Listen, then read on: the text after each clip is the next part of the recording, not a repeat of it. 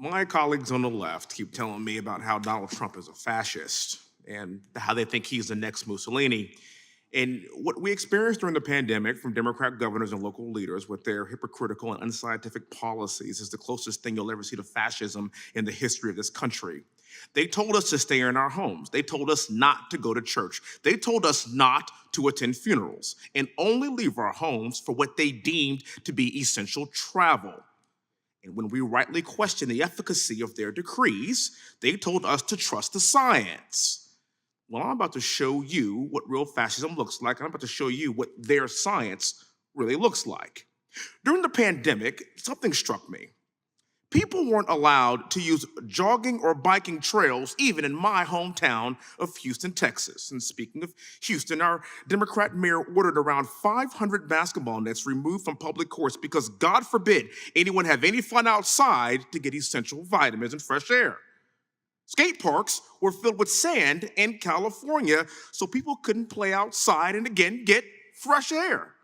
In Malibu, paddleboarders were arrested for the crime of paddleboarding alone in the middle of the ocean. However, one group of people were exempt from lockdowns, from mandates, and apparently from the virus itself. Now, I'm of the opinion that this group of people should have their blood tested because who knows? Maybe they had the cure before we had the vaccine. And I think you know what group I'm talking about. That's right, I am talking about the righteous George Floyd protesters.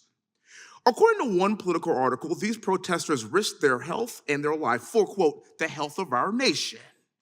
And do you remember those same health professionals telling us to stay home or else you're going to kill grandma? 1,000 of those same health professionals signed a letter saying, don't shut down protests using coronavirus concerns as an excuse. Interesting. As an excuse. People lost their jobs and their livelihood in this country because they chose not to take the vaccine. People weren't allowed into restaurants because they didn't show their vaccine papers. Their vaccine card. Our schools were shut down and our children were sent home. The result? Youth suicide rates increased dramatically, and children lost years of education that they'll never get back. Dr. Ladapo, thank you for being here, sir. Yes or no, in your professional medical experience and Harvard education, as the Surgeon General of Florida, are Democrats and liberals immune to COVID-19? No, sir, to the best of my knowledge. A follow-up question to that. You set Florida's response to COVID-19, and how would you explain bodies not piling up in Los Angeles after the George Floyd protests?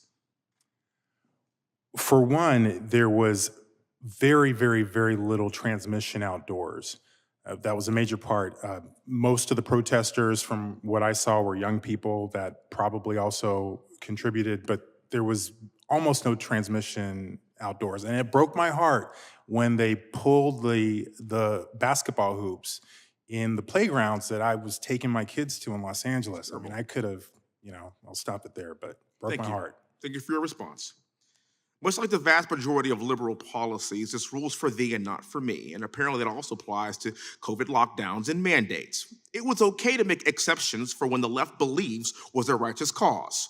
The left said it was safe for 100,000 people to protest. 100,000 people in the middle of a pandemic. They were giving you grief for letting people sit on the beach or paddleboard in the middle of the ocean. Why? Because in the case of the George Floyd protest, it was a righteous cause in their opinion. By the way, it wasn't just protest, it was rioting, it was looting, it was attacking and burning a police station in Minneapolis, it was rioting in front of the White House to such an extent that President Trump had to be ushered into a bunker. And all this was acceptable because it was deemed righteous by the left. Speaking of righteous causes, let's take a look at Black Panther. I'm sorry, that's Kunta Kinte. I'm sorry, Nancy Pelosi, Wakanda forever. This is the absurdity of the COVID-19 lockdowns, liberal mandates, and of course, even a little cultural appropriations. This is very ridiculous.